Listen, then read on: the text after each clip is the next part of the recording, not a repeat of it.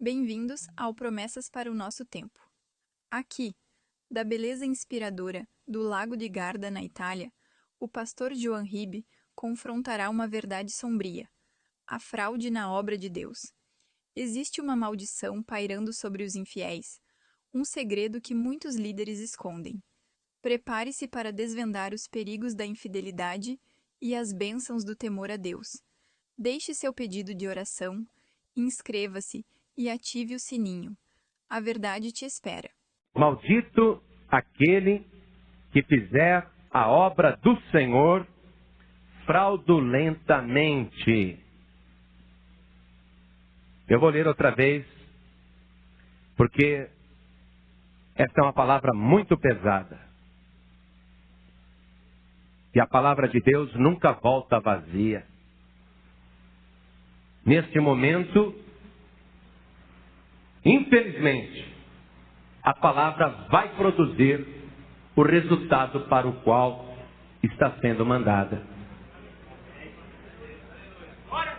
Maldito o que fizer a obra do Senhor fraudulentamente. Eu sou obrigado a ler pela terceira vez, porque a palavra vai e produz o resultado para o qual está sendo mandada. Maldito o que fizer a obra do Senhor fraudulentamente. Você acredita na palavra de Deus? Eu vou comprometer você mais ainda do que este amém. Eu quero que você repita comigo: maldito o que fizer a obra do Senhor fraudulentamente. Você sabia que no tempo dos reis, a pessoa falava e ela dizia uma frase quando estava fugindo da morte, por exemplo? Teve um parente do rei Salomão que falou assim: não, eu peguei na ponta do altar, só saio daqui morto. Salomão falou: faça do jeito que ele falou. Então, a palavra que nós falamos, ela é cobrada. Por isso que ela é uma espada de dois gumes. E a palavra, ela executa juízo. E Deus tem essa maldição não para todos os obreiros, mas somente para os obreiros fraudulentos. Porque para o obreiro bom, fiel, o Senhor Deus, Ele tem bênçãos poderosas. Mas a pessoa só consegue ser uma boa obreira, o homem só consegue ser um bom obreiro se ele tiver temor. E nós vamos ver isso agora. Nós vamos ver dentro da palavra de Deus. Mas se você tiver temor de Deus, eu tenho certeza que hoje você vai sair daqui como um obreiro que não tem do que se envergonhar. Um obreiro cheio do poder de Deus. Um obreiro restaurado, revestido, elogiado. Um obreiro consagrado. Então, se você crê, se você sabe que a espada agora está agindo, então desocupe as suas mãos e dê a melhor salva de palmas para a palavra de Deus. Vamos aplaudir mais ainda, porque nós somos obreiros da casa do Senhor. Senhor Deus, eu sei que a Tua palavra produz o resultado para o qual está sendo mandada. Meu Deus, agora desperta consciências, desperta vocações. Fala no interior de cada pessoa, fala no coração de cada obreiro. Senhor, levanta o obreiro que está caído, o obreiro que está fraco, o obreiro que é negligente, que estiver em perigo. Agora salva, livra, abençoa com a mão poderosa, em nome do Senhor Jesus. Amém, Senhor. Diga amém, Jesus. Podem sentar. Antigamente, as pessoas eram escolhidas a dedo por Deus para serem sacerdotes e tinham uma missão que era passada de pai para filho. Veja comigo em Êxodo capítulo 40, No livro de Êxodo, capítulo 40, versículo 12 até o 15, você vai ver o seguinte, que Deus, depois que tirou o povo de Israel do Egito, Ele dividiu as tribos de Israel, eram 12 tribos, e Ele falou que cada tribo iria ter. Mas a tribo de Levi, Deus não deu herança nenhuma, e separou aquela tribo para fazer o trabalho santo, o trabalho sagrado. Então, Arão foi separado por Deus para que, juntamente com seus filhos e através dos seus descendentes, eles fizessem a obra de Deus. Diz o seguinte: farás também chegar Arão e seus filhos à porta da tenda da congregação e os lavarás com água. E vestirás Arão as vestes santas e o ungirás e o santificarás para que me administre o sacerdócio. Também farás chegar seus filhos e lhes vestirás as túnicas e os ungirás como ungiste a seu pai, para que me administrem o sacerdócio. E a sua unção lhes será por sacerdócio perpétuo nas suas gerações. Então nós vemos que Deus, quando organizou o sacerdócio, separou uma família, a família de Arão, e já destinou os seus descendentes para que fizessem o trabalho sagrado, para que exercessem o sacerdócio. Esse tipo de convocação até que funcionou quando o pai era um exemplo.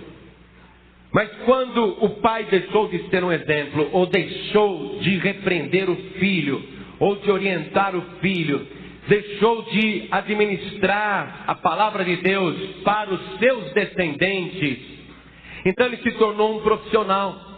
E os filhos foram degenerando, os filhos foram perdendo o contato com o Deus vivo. E quando chegou nos tempos do profeta Eli, do sacerdote Eli, 400 anos depois de Arão aproximadamente, os filhos de Eli estavam degenerados, já não faziam a obra de Deus com temor, eles faziam aquilo como um trabalho comum, perderam a visão do sacerdócio, perderam a visão da chamada de Deus. Por que Deus os queria? Então eles começaram a fazer a obra do Senhor de uma maneira que Deus não se agradava mais, e eles começaram a agir muito mal. Eu quero que você veja comigo agora no profeta Samuel, no primeiro livro de Samuel, no capítulo 2, a partir do versículo 12. Veja, são descendentes de Arão, são filhos do sacerdote Eli. O sacerdote Eli já está de idade, o trabalho do templo está sendo feito pelos seus filhos, quer dizer, não bem do templo, mas do tabernáculo, está sendo feito pelos seus filhos. Mas os seus filhos não se portam decentemente, nem convenientemente, eles agem mal. Veja a partir do versículo 12 o que Deus nos mostra na sua palavra. Eram, porém, os filhos de Eli, filhos de Belial, e não conheciam o Senhor. Porquanto o costume daqueles sacerdotes com o povo era que, oferecendo alguém algum sacrifício, vinha o moço do sacerdote, isto é, amando do sacerdote, estando-se cozendo a carne, com um garfo de 3 dentes em sua mão, e dava com o garfo na caldeira, ou na panela, ou no caldeirão, ou na marmita, e tudo quanto o garfo tirava, o sacerdote tomava para si. Assim faziam a todo Israel que ia ali a Siló. Também, antes de queimarem a gordura, vinha o moço do sacerdote e dizia ao homem que sacrificava: dá essa carne para assar ao sacerdote, porque não tomará de ti carne cozida, senão crua. E dizendo-lhe o homem: queimem primeiro a gordura de hoje, e depois toma para ti quanto desejar a tua alma. Então ele lhe dizia: não, agora a hás de dar, e se não, por força a tomarei. Era, pois, muito grande o pecado destes jovens perante o Senhor, porquanto os homens desprezavam a oferta do Senhor.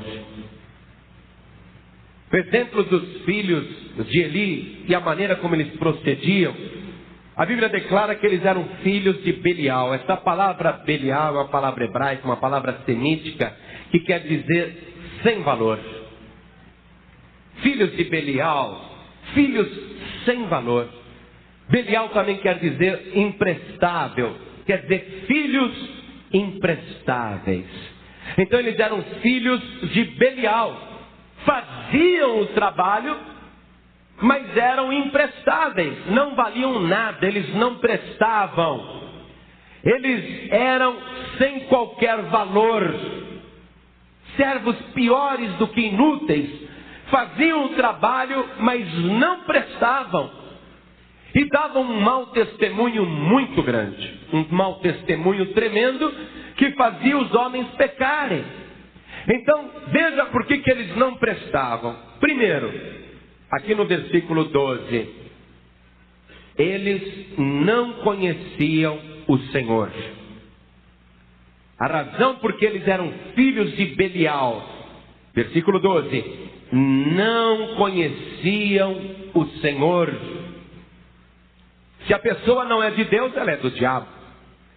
Se ela não é da verdade, ela é da mentira. Se a pessoa não conhece a Deus, essa pessoa está cega. Como pode ser exemplo de alguém? Então estava ali no sacerdócio, 2 sacerdotes estavam ali, sem condições espirituais, porque não conheciam o Senhor. O trabalho de Deus não é que nem numa firma. Uma firma precisa de um gerente, põe um anúncio no jornal, aparece um monte, escolhe um, qualquer um é gerente. O trabalho de Deus é diferente. Numa firma, a firma precisa de um auxiliar de escritório, põe um anúncio no jornal, vai aparecer um monte, escolhe um, e serão auxiliares de escritório. Mas na obra de Deus é diferente. Não adianta falar, a pessoa vai ser sacerdote, vai ser um obreiro, vai ser uma obreira, porque se requer, em primeiro lugar, que o obreiro conheça o Senhor. Porque se o obreiro não conhecer o Senhor, como que ele vai falar de uma pessoa que ele não conhece? Meu amado, minha amada, eu estou aqui falando com vocês, porque eu conheço a pessoa de quem eu falo. E quando eu falo dele, quando eu falo desse Senhor, eu o conheço na intimidade. Se a pessoa não conhece o Senhor, como que vai falar dela? Vai falar de um estranho. Vai se referir a Deus como se fosse uma pessoa distante. A humanidade não conhece a Deus. A humanidade não conhece o Senhor Jesus. Primeira coisa, para não ser um filho de Belial, para não ser um obreiro fraudulento, o obreiro tem que ter intimidade com Deus. O obreiro tem que ser íntimo do Espírito Santo. Ele tem que ser a morada do Deus Altíssimo.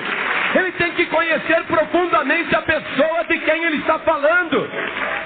Tem que ter a mente de Cristo. Precisa conhecer o Senhor. Se não conhecer o Senhor, esta pessoa não fará um trabalho perfeito. Pelo contrário, fará um trabalho imperfeito. É quando o camarada chega na frente do altar e começa até a inventar a Bíblia, porque nem conhece. Então, na hora ele está pregando, ele começa a inventar a Bíblia. Porque lá no Antigo Testamento está escrito assim, no livro de Josué: vinde a mim todos vós que estáis cansados e sobrecarregados. Camarada já não sabe onde está. Está sem bússola, está sem rumo. Se perdeu completamente porque não conhece o Senhor. E às vezes eu vejo um obreiro que inventa a Bíblia, eu fico com vergonha. E o Espírito de Deus também se envergonha desse obreiro. E essa pessoa está se tornando amaldiçoada por não conhecer o Senhor. Meu amado, minha amada, você se debruce sobre este livro. Você medite nele de dia e de noite. Você estude, você pesquise e você ore. Porque aqui neste livro você vai conhecer o Deus Todo-Poderoso. O Deus verdadeiro vai se revelar para você. Quando você abrir a boca para falar de Deus, todo mundo vai saber que você conhece esse Deus. Segundo motivo, porque os filhos de Eli eram obreiros fraudulentos. Eles não tinham temor de Deus. A pessoa tem que ter temor. Quando eu li o versículo inicial dessa mensagem, maldito o que fizer a obra do Senhor fraudulentamente. E quando eu disse para você, quando eu falei, infelizmente, a palavra vai produzir o resultado para o qual está sendo mandada, muitos tiveram temor. Porque disseram, será que nós viemos aqui para o pastor nos amaldiçoar? Tremeram. Quem tremeu é porque está devendo. Porque eu não vim aqui para amaldiçoar, eu vim aqui para abençoar a tua vida com a palavra de Deus. Eu vim aqui para você se erguer, para você ser restaurado, para você ter temor de Deus. Os filhos de Eli não tinham temor de Deus. Veja o versículo 13 e o 14. O sacrifício tinha sido colocado, estava sendo cozido, e o sacerdote mandava ir lá no meio da preparação. Ele mandava um moço com um garfo comprido com 3 dentes. Olha só, parece um demônio agindo. E ia lá e atacava a oferta do Senhor. Não tinha temor de Deus, não tinha temor da oferta, porque a Bíblia diz que a oferta é do Senhor. Jesus, quando ele viu as pessoas trazendo a oferta no gasofilácio, quando ele estava em frente da arca, Jesus, ele estava observando as pessoas lançarem oferta. E quando ele elogia a oferta da viúva, ele diz assim: porque todos deram como oferta do Senhor. Então a oferta é do Senhor. Tem obreiro que não respeita a oferta. Infelizmente, está amaldiçoado, está agindo como um filho de Belial, está dando um mau exemplo, está fazendo a obra do jeito que os filhos de Eli faziam. E foi triste o final da vida dos dois, você vai ver. Mas o problema deles é que eles não tinham temor de Deus. E o temor de Deus é o princípio de toda sabedoria. A pessoa que teme a Deus, essa pessoa ela cresce espiritualmente, porque ela sabe que ela tem que prestar contas a Deus. Ela sabe que Deus faz cobranças rigorosas. A pessoa que tem o temor de Deus, por causa desse temor, ela é preservada. Ela se guarda para não fazer coisas erradas. E o próprio Senhor Jesus mandou nós termos temor de Deus. Não apenas amor, mas temor. Quando os discípulos estavam com medo dos demônios, Jesus disse assim: olha, não temam aquele que pode matar o corpo, mas não tem o que fazer com a alma. Temei antes aquele que pode fazer perecer no inferno tanto o corpo como a alma. Não pense você que no Novo Testamento não é para ter temor de Deus. Tem que ter temor, a pessoa tem que ser ensinada no temor de Deus. Ela precisa saber que Deus, Ele é amor, mas Deus também executa juízos. E a pessoa tem que ter medo de que Deus execute sobre ela um juízo pesado. Porque Deus, quando dá sentença, a sentença está dada. Um juiz, quando dá sentença, cumpre-se a sentença, não se discute. Sentença do juiz não se discute, se cumpre. Decisão do juiz não se discute, se cumpre. E os anjos de Deus são criaturas obedientes. Quando Deus dá uma sentença, principalmente num obreiro que está fazendo a obra sem temor, você pode ter certeza que esse obreiro não vai durar na igreja, não. Ele não vai permanecer, porque é um obreiro fraudulento. E quem usa de engano não permanece na casa do Senhor. Você sabe disso, você conhece a palavra. Os filhos de Eli não tinham temor de Deus, atacavam a oferta de Deus, mandavam trazer, e quando eram advertidos, eles não tinham disciplina nenhuma, eles eram rebeldes, eles não obedeciam. Os homens que estavam lá na preparação do sacrifício, cozendo o sacrifício, quando via que o moço ia atacar a oferta de Deus, os homens diziam: olha, não faça isso não, primeiro deixa queimar toda a gordura do dia, depois vem aqui e pega para o sacerdote, porque o sacerdote tinha o direito de comer do sacrifício, mas depois de Deus, as primícias são de Deus.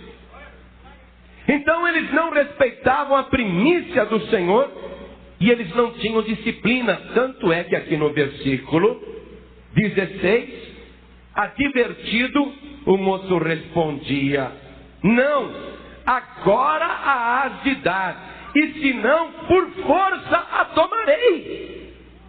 Queria na marra. E Deus não se agrada de rebeldia, porque a rebeldia foi originada em Satanás. O diabo é o pai da rebeldia. O obreiro que é rebelde, ele não é filho de Deus, porque a rebeldia é do diabo. Então ele é um filho do diabo, ele é um filho de Belial. E com isso que eles faziam, eles davam um péssimo exemplo para o povo. O versículo 17 nos afirma que os homens então passaram a desprezar a oferta do Senhor. Veja, era pois muito grande o pecado desses jovens perante o Senhor, porquanto os homens desprezavam a oferta do Senhor. Para que eu vou dar a oferta? Ou então, dá uma oferta qualquer, eles vão roubar menos? Via que a coisa era feita sem temor, então na hora da oferta, os homens, vendo o mau exemplo dos obreiros, davam ofertas com desprezo, e desprezavam a oferta do Senhor, e isso para Deus era um grande pecado, era um pecado muito grande, e precisava de uma resposta. Deus um dia fartou-se daquilo, decidiu o que ele ia fazer, chamou então um mensageiro. A Bíblia não diz o nome desse profeta. Deus levantou aquele profeta e mandou ele conversar com o sacerdote Eli, e mandou dizer qual era a sentença.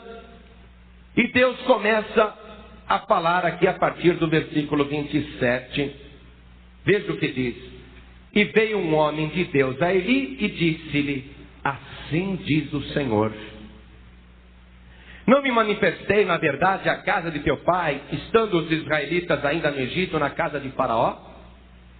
E eu o escolhi dentre todas as tribos de Israel para sacerdote, para oferecer sobre o meu altar, para acender o incenso e para trazer o éfode perante mim. E dei à casa de teu pai todas as ofertas queimadas dos filhos de Israel. Por que dais coices contra o sacrifício e contra a minha oferta de manjares que ordenei na minha morada? E honras a teus filhos mais do que a mim, para vos engordardes do principal de todas as ofertas do meu povo? Você sabia que aqui na terra, quando uma pessoa é julgada no tribunal, o juiz analisa todo o processo, vê as provas, e quando o juiz vai condenar o réu, antes de proferir a sentença, o juiz da terra, ele é obrigado a fazer um relatório. Naquele relatório ele resume o processo, no relatório ele explica o que o réu fez, e esse relatório é peça jurídica obrigatória. Se um advogado vê que o seu cliente foi condenado pelo juiz e não tinha um relatório, ele pode alegar vício no processo, ele pode alegar defeito na sentença e ele recorre em cima daquilo e ele ganha. Porque o réu tem que saber exatamente por que ele está sendo condenado. Então veja que Deus, ao mandar a sentença para Eli, Deus faz um relatório antes. Deus resume perfeitamente para que ele esteja consciente porque que aquela condenação vai ser proferida. Então Deus faz o relatório. Vamos voltar no relatório de Deus. Vamos retornar aqui, nesse relatório, no versículo 28. E eu o escolhi dentre todas as tribos de Israel para sacerdote. Primeira coisa que Deus deixa claro. Ele diz, sou eu que mando. Eu sou o patrão. Deus, ele deixa claro isso. Eu o escolhi. O próprio Senhor Jesus confirma isso quando ele diz, não me escolhestes vós a mim, mas eu vos escolhi a vós. E vos nomeei para que vades e deis frutos e o vosso fruto permaneça. O dono da obra é Deus. E ele não deixa fazer na obra o que o obreiro quer. Porque o obreiro tem que respeitar o patrão, o dono da casa. Esse dono da casa, o patrão, o que escolhe, o que nomeia, ele é muito rigoroso. Ele quer que o trabalho seja feito com muito temor, com muita dedicação, com muita perseverança, com muita sinceridade.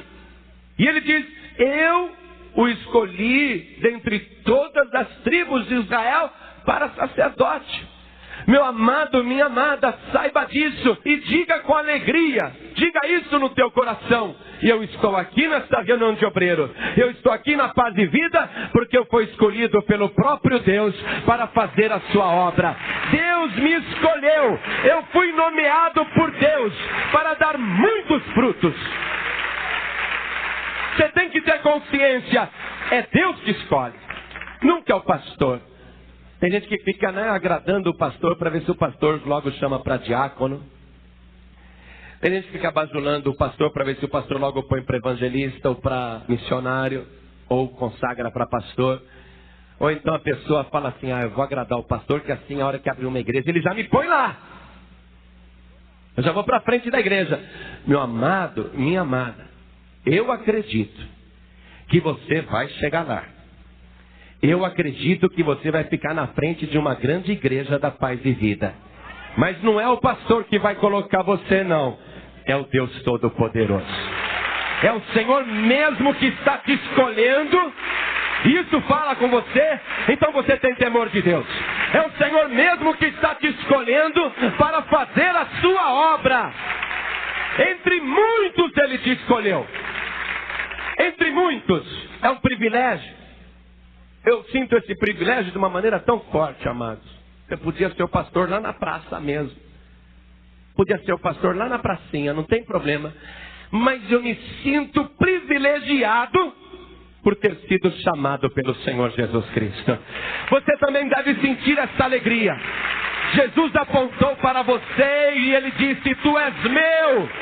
Eu te escolhi para fazer a minha obra. Eu te nomeei para fazer o meu serviço. É um privilégio. Mas a responsabilidade pesa. É grande a responsabilidade. Você pode ser pastor de uma pequena congregação, mas a responsabilidade é a mesma. Eu prefiro que você seja um obreiro de uma grande igreja da Paz e Vida. Eu quero ver a tua igreja crescendo. Eu quero ver você na frente de um grande trabalho. Porque pregar para 30 dá o mesmo trabalho que pregar para 300. E pregar para 300 dá o mesmo trabalho que pregar para 30 mil. E pregar para 30 mil dá o mesmo trabalho que pregar para 300 mil. Então eu quero que você seja um pastor, uma pastora, um missionário, uma missionária de multidões. Porque dá o mesmo trabalho do que fazer um trabalho pequenininho.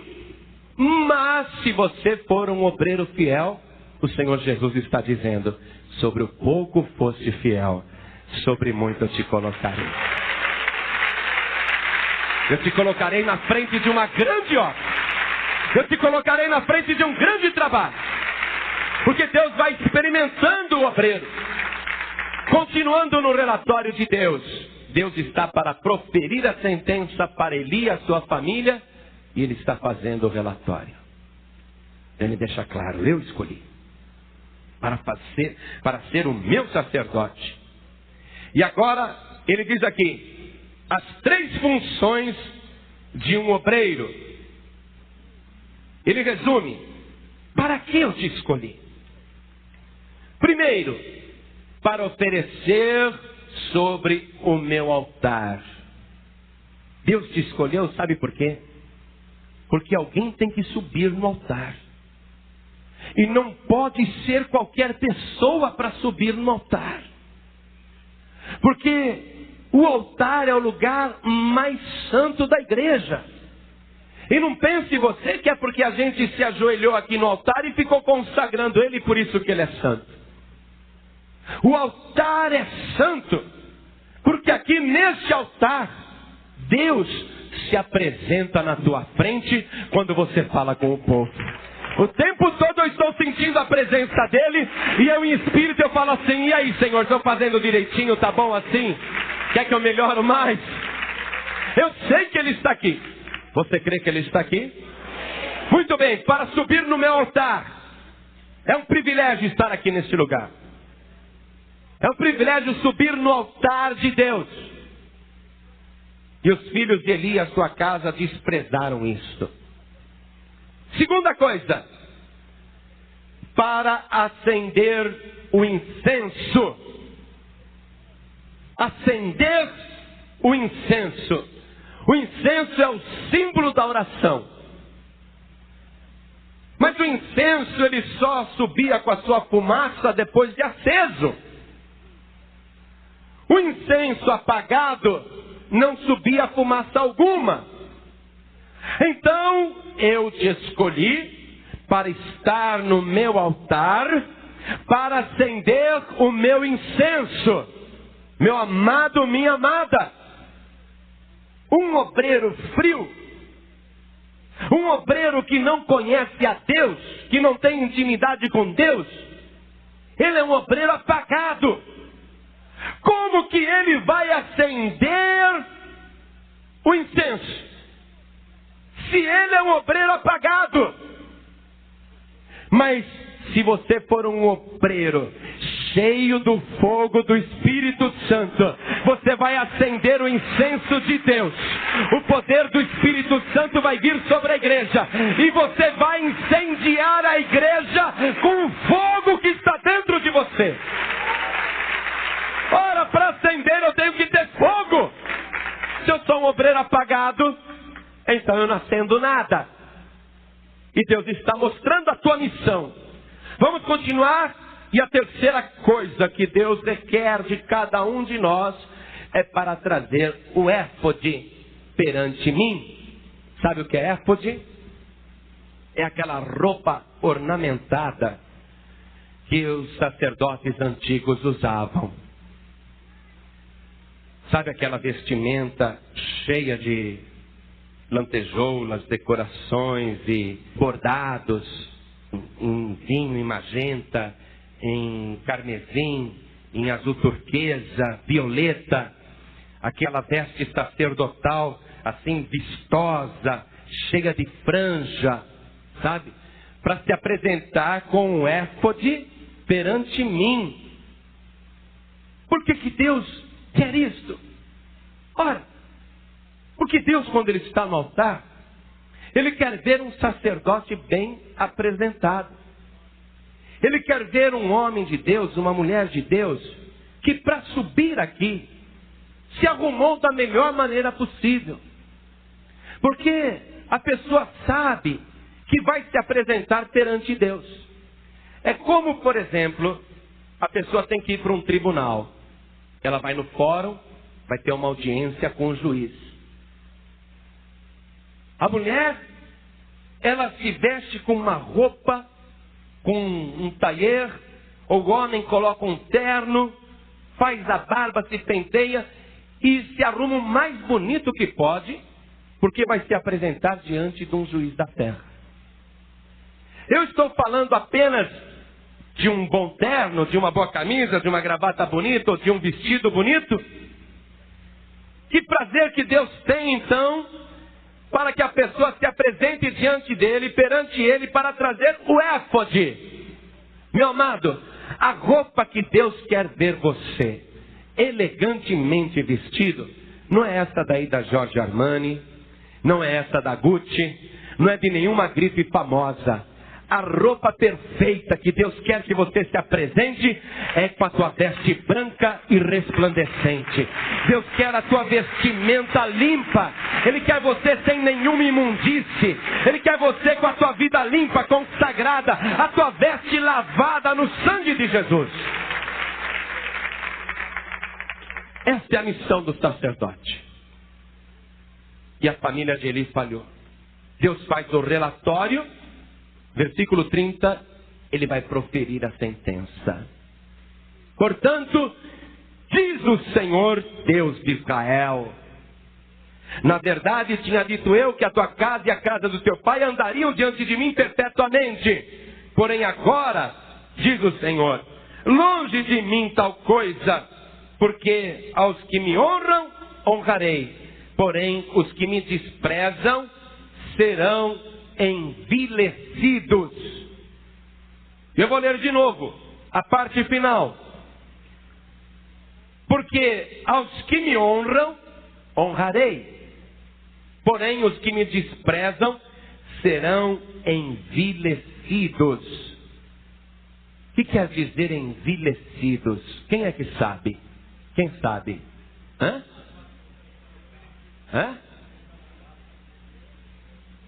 Tem gente que pensa que é envelhecido, né? Não é envelhecido. Essa palavra envelhecido, ela vem da palavra vil. É como se dissesse envilhecido. Isto é, o que é uma coisa vil? Uma coisa vil é uma coisa desprezível.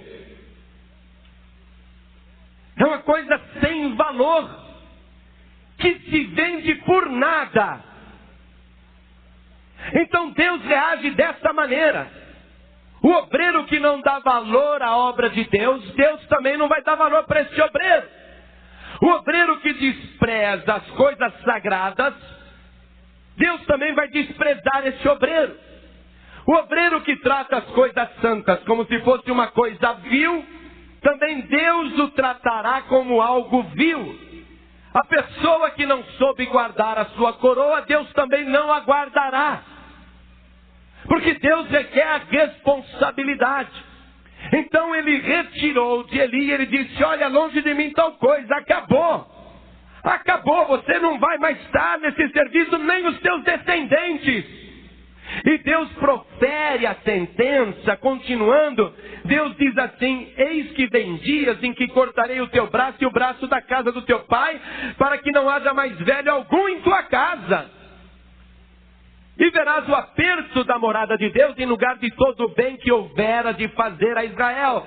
Nem haverá por todos os dias velho algum em tua casa. O homem, porém, que eu não desarraigar do meu altar, será para te consumir os olhos e para te entristecer a alma. E toda a multidão da tua casa morrerá quando chegar a idade varonil. Deus proferiu o seguinte: Eli, ninguém mais na tua família vai chegar à velhice. Eles vão morrer jovens. Por que Deus proferiu essa maldição? Será que você se lembra de um dos mais importantes mandamentos que Deus deu a Moisés? Mas o primeiro com promessa? O mandamento lá diz assim: honrarás o teu pai e a tua mãe, para que se prolonguem os teus dias na terra que o teu Deus te dá. Se uma pessoa desonra o seu pai e a sua mãe, pode ter certeza, vai morrer cedo. Filho que desonra o pai e a mãe morre cedo. Porque é mandamento de Deus com promessa. Agora você viu que a promessa é boa para quem é bom e a promessa é ruim para quem é mau. Enquanto que quem desonra o seu pai e a sua mãe morre cedo, quem honra o pai e a mãe, ao contrário, vive bastante. Vai ver os seus netos, vai ver os bisnetos, vai ver a sua descendência. Então Deus disse para Eli: olha, Eli, não vai mais haver velho na tua família, os teus filhos morrerão jovens. Por quê? Porque desonraram Eli, o seu pai? Não. Porque desonraram o pai do céu, o pai que está no céu. Se desonrando um pai na terra morre cedo, quanto mais desonrando o próprio Deus, o Pai Celestial. Então a pessoa morre cedo, e Deus disse assim para Eli, finalmente Deus diz assim: e isto te será por sinal, Eli. O que acontecerá aos teus 2 filhos, a Ófine e Finéias, ambos morrerão no mesmo dia.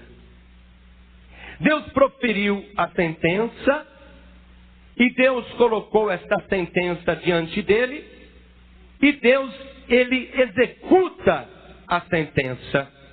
Ele cumpre a sentença. Depois de dar a sentença, ele diz: os teus filhos morrerão no mesmo dia.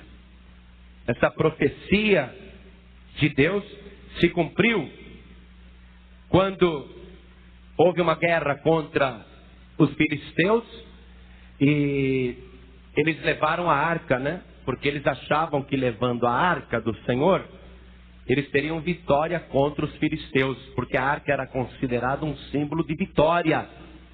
Então eles estavam perdendo a guerra com os filisteus, e disseram assim: manda trazer a arca do Senhor para que a gente vença essa guerra. E quem veio trazendo a arca eram os 2 sacerdotes, o Ofni e o Finéias, os 2 filhos de Eli. Vieram trazendo a arca e foram naquela batalha. E Israel perdeu a guerra dos filisteus. E os 2 filhos sacerdotes de Eli morreram naquela batalha. Porque onde que estava o erro do povo? O povo achou que a arca em si era o suficiente para ter a vitória. Mas a arca era só um símbolo de vitória. Porque o que dá a vitória não é um objeto. Deus não vai dar vitória simplesmente porque a arca estava lá no meio da batalha. Deus estava olhando quem estava transportando a arca. E quem estava fazendo aquilo? Eram 2 sacerdotes corruptos, que não tinham temor de Deus. Então é evidente que Deus não opera quando a vida do obreiro não está em dia. Deus, ele não vai abençoar o povo, ele não vai dar vitória para o obreiro ou para a igreja, se o obreiro que está na frente do trabalho, ele está com a sua vida fora do altar de Deus. Não adianta ele falar: não, porque eu tenho aqui a placa da paz e vida, a minha igreja vai encher. Enche na primeira semana, na segunda, depois acaba. Porque tem alguma coisa errada com aquele obreiro. Então a pessoa põe a confiança: mas eu vou abrir lá a igreja, vou estar na frente, vai dar tudo certo, porque o pastor vai estar na rádio, e a rádio vai dar o meu endereço da igreja. Está confiando na rádio, está confiando na placa da igreja. O testemunho desse obreiro não está sendo bom. Não adianta, meu amado ou minha amada. Não é por causa da placa, não é por causa do rádio, mas é por causa principalmente da tua fidelidade.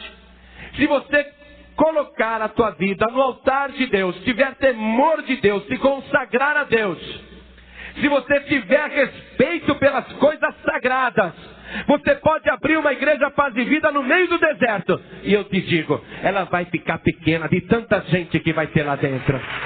Mesmo sem rádio, sem televisão, mesmo sem divulgação, até sem placa, Deus vai lotar a igreja. Os 2 filhos de Eli morreram.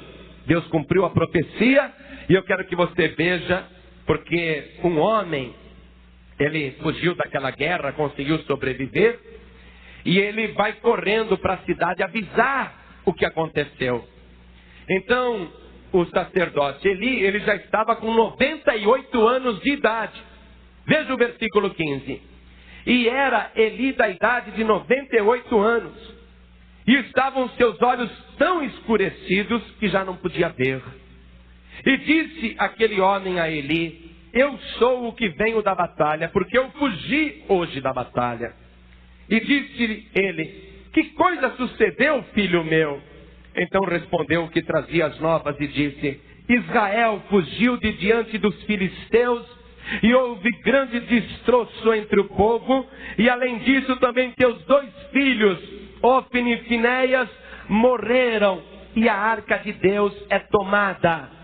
Deus falou: o sinal vai ser esse: os teus 2 filhos vão morrer no mesmo dia. Quer dizer que a família do sacerdote não é abençoada também. Deus cumpriu o juízo. Maldito aquele que fizer a obra do Senhor fraudulentamente.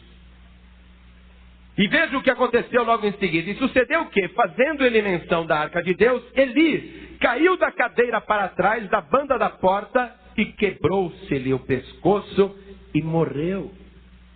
E morreu. E morreu porquanto o homem era velho e pesado e tinha ele julgado a Israel 40 anos. Olha, morreu no mesmo dia dos filhos. E veja que a desgraça não parou aí. Gente, eu tenho medo da mão de Deus. Eu tenho medo, eu tenho temor de Deus. Eu tenho intimidade com Deus, mas eu tenho temor de Deus. Eu sei que Deus não brinca quando Ele fala. Olha só o que acontece em seguida, versículo 19. E estando sua nora, a mulher de Finéias, grávida e próxima ao parto, e ouvindo estas novas, de que a arca de Deus era tomada, e de que seu sogro e seu marido morreram, ela estava grávida, encurvou-se e deu à luz, porquanto as dores de parto lhe sobrevieram. O susto foi tão grande que deve ter rompido a bolsa, ou o trauma da notícia: o teu sogro morreu, o teu marido está morto, e ela grávida, viúva grávida, deu uma dor tão forte nela que antecipou a gravidez, antecipou o parto. A criança nasceu antes da hora. E a criança nascendo antes da hora, a criança não estava na posição. Aquela mulher teve uma hemorragia tão forte, e diz a palavra de Deus que ela morreu. E a criança nasceu, e ela foi morrendo, e falavam com ela, ela não respondia coisa alguma. A única coisa que ela disse antes de morrer, ela disse: de Israel a glória é levada presa, pois é tomada a arca de Deus. E morreu dizendo essas últimas palavras. E aquela criança recebeu o nome de Icabô, que quer dizer sem glória. Veja quantas desgraças aconteceram por causa do mau comportamento do obreiro. Morreram eles, morreu o pai, morreu a mulher, e o filho ficou órfão.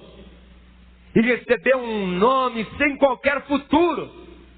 Que ânimo que esse garotinho que nasceu teria na vida. Como é seu nome? E acabou. Que perspectiva que tem? Um nome de derrota.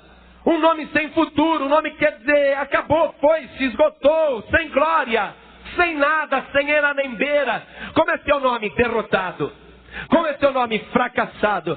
Como é o teu nome? João Ninguém. Como que esse garotinho poderia ser alguém na vida com um nome desse? Tudo por causa do mau comportamento do seu pai, que ocasionou todas essas desgraças. Quantos morreram porque não vigiaram? E Deus, Ele disse lá, Deus cumpriu tudo isso, não cumpriu, amados? Deus cumpriu ou não? Amém. O que foi que Ele disse aqui no versículo 30? Portanto, diz o Senhor Deus de Israel: na verdade tinha dito eu que a tua casa e a casa do teu pai andariam diante de mim perpetuamente, porém agora diz o Senhor: longe de mim tal coisa, porque aos que me honram honrarei, porém os que me desprezam serão envilecidos. Se Deus cumpriu as outras coisas, eu creio que Ele cumpriu essa também.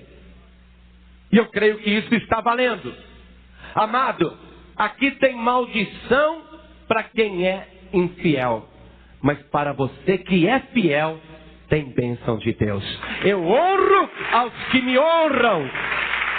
Quem honrar a Deus será honrado por Deus. E não tem honra maior do que a honra de Deus. Veja o que Deus prometeu agora para você. Acompanhe comigo na primeira epístola de Pedro, o apóstolo São Pedro, capítulo 2, versículo 9. Vamos ver agora.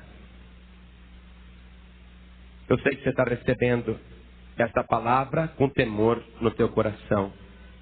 Mas agora, veja aqui uma promessa sublime para você. Para você que tem temor. Quem não tem temor também não tem vergonha na cara.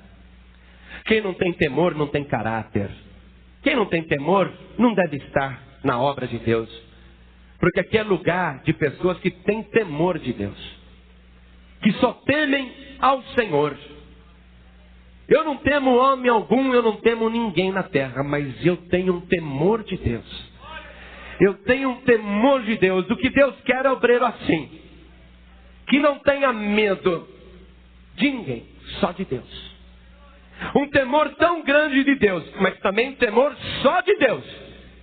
Porque quando ele vai para o mundo no temor de Deus, quando ele sai no temor de Deus, então é o mundo e o inferno que tem medo dele.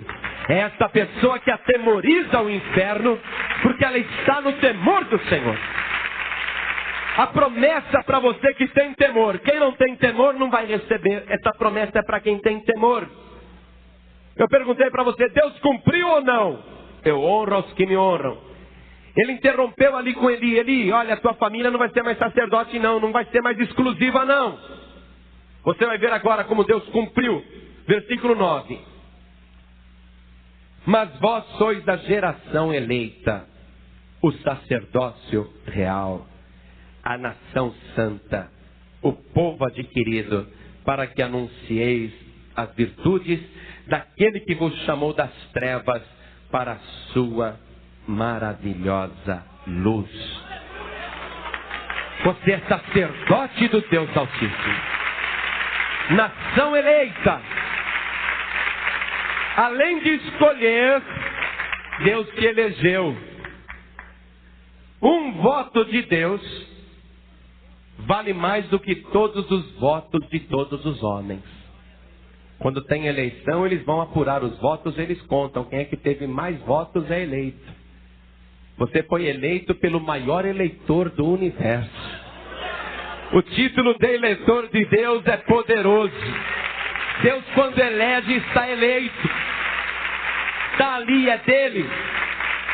Você foi eleito por Deus para ser sacerdote real. Mas ele quer a nação santa. Ele não quer filhos de Belial. Ele não quer filhos como de Eli. Ele quer pessoas que tenham temor. Vamos continuar aqui acompanhando as promessas de Deus. Apocalipse, capítulo 1. Agora só bênção para você. Para você que tem temor de Deus. Só para quem tem temor. Quem não tem temor está levando a maldição. Agora quem tem temor está levando a bênção. Mais bênção para você que tem temor. Apocalipse 1:6. E nos fez reis e sacerdotes para Deus e seu Pai. A Ele glória e poder para todos sempre. Amém. Então dá glória a Deus. Você foi constituído como rei e sacerdote para Deus. Dá glória a Deus a Ele então. Glória e poder para todos sempre. Amém. Oh glória. Mais bênção para você que tem temor de Deus. Apocalipse capítulo 5, versículo 9 e 10. E cantavam um novo cântico, dizendo: digno és de tomar o livro e de abrir os seus selos, porque foste morto e com teu sangue compraste para Deus homens de toda tribo e língua e povo e nação, e para o nosso Deus os fizeste reis e sacerdotes, e eles reinarão sobre a terra. Tem uma coroa na tua cabeça. Você foi constituído como sacerdote e rei para reinar nesta terra. Se você tem temor de Deus, você está tomando posse desta bênção. Primeiro você foi comprado pelo sangue de Jesus, e agora foi nomeado como rei e sacerdote para reinar nesta terra. Oh glória! Digno é, Senhor, de receber a honra, a glória e o poder. Oh glória, glória, glória! Você que crê, tem mais uma bênção para você. Apocalipse capítulo 20. Oh glória, é bom esse ministério, não é? Oh glória, como é bom ser sacerdote do Deus Altíssimo. Como é bom ter o Espírito Santo de Deus. Como é bom estar revestido por Deus. Oh glória. Apocalipse capítulo 20, versículo 6. Bem-aventurado e santo aquele que tem parte na primeira ressurreição. Sobre estes não tem poder a segunda morte, mas serão sacerdotes de Deus e de Cristo, e reinarão com Ele 1000 anos. Oh glória!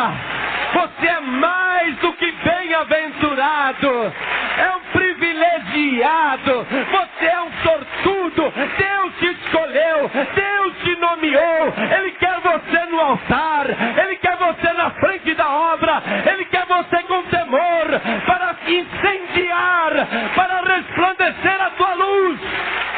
Oh glória! Amém?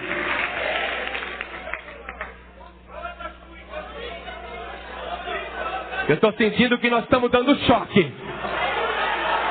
Eu estou sentindo que o teu incenso está subindo. E está subindo porque está aceso. Oh glória! Quem é que segura uma igreja assim? Quem é que segura um trabalho desse? Como que alguém pode deter esta obra? Cada pessoa que eu estou olhando é um sacerdote do Deus Altíssimo. É um rei do nosso Senhor. Está sobre esta terra para dar ordens, para mandar, para realizar, para fazer a obra de Deus. Quem é que pode te deter quando o próprio Deus te escolheu, quando Ele mesmo te nomeou? Aleluia! Oh glória! Aleluia! Oh bênção! Pega na mão do teu irmão que é para dar choque nele. Erga a mão assim para o alto. Passa fogo para ele. Passa fogo. Vem para cá, eu quero segurar a mão também. Vem para cá. Traz o povo junto. Traz o povo junto. Oh glória! Passa fogo, passa fogo. Passa poder. Segura, segura, segura. Passa fogo, passa poder. Olha o fogo incendiando a seara. Olha o fogo aceso sobre a terra. Olha o incenso de Deus subindo ao céu. Oh glória! Você foi escolhido por Deus para fazer o trabalho mais importante sobre a terra. Não tem trabalho mais importante do que esse. Você foi nomeado pelo próprio Deus. Orimasuricalamachalas. Tiporasuricalassurinalas. Oh glória!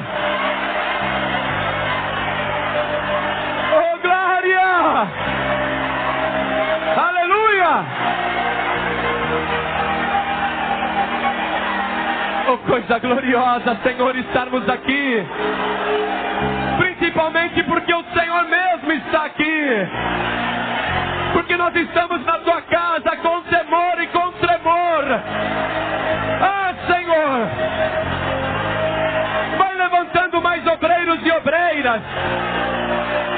Eu sei, meu Deus, que o pecado dos filhos de Eli contagiavam o povo. Mas eu sei também que o fogo do teu Espírito Santo contagia a igreja. Oh glória! Eu quero que você receba a porção do Espírito Santo que Deus me deu. O que eu recebi do Senhor, eu também dou para você. Digo como Pedro, não tenho prata, não tenho ouro, mas o que eu tenho, e eu tenho.